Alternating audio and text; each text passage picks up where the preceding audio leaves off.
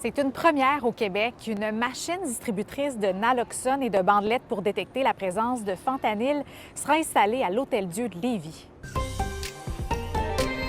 Ce qui est derrière moi, ça peut paraître comme une distributrice normale, mais c'est pas du tout une machine comme les autres. Dans celle-ci, vous avez des trousses de naloxone, des bandelettes de détection du fentanyl, mais aussi des doses uniques de naloxone.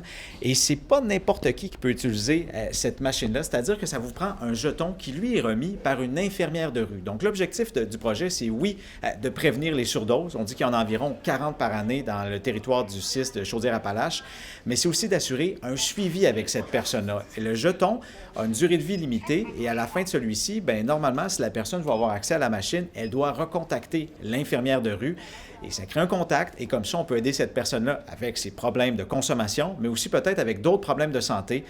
Ça permet vraiment d'aller chercher des patients qui, autrement, seraient orphelins.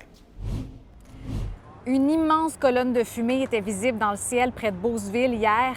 Le feu est maintenant maîtrisé, mais il n'est toujours pas éteint.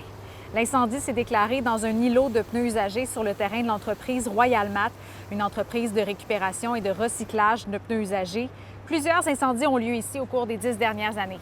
Aucune évacuation a été nécessaire, mais lundi, la ville de Beauceville demandait toujours à ses résidents de fermer leurs fenêtres et leur système de ventilation et consommer le moins d'eau possible pour permettre aux réservoirs d'eau potable de se remplir.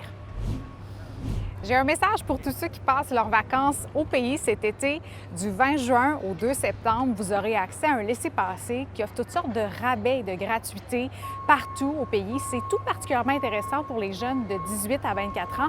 Et l'objectif, c'est de favoriser l'accès à la nature et à la culture canadienne. Par exemple, l'entrée est gratuite pour tout le monde aux lieux historiques nationaux, parcs nationaux et aires marines nationales de conservation administrées par Parcs Canada. Et il y a un rabais de 25 % sur les frais de camping. Les jeunes de 18 à 24 ans peuvent aussi compter sur un rabais de 25 % pour un voyage offert par Via Rail et un rabais de 50 % sur l'entrée aux musées nationaux. Pas besoin de vous inscrire à quoi que ce soit, vous avez juste à vous présenter aux établissements participants.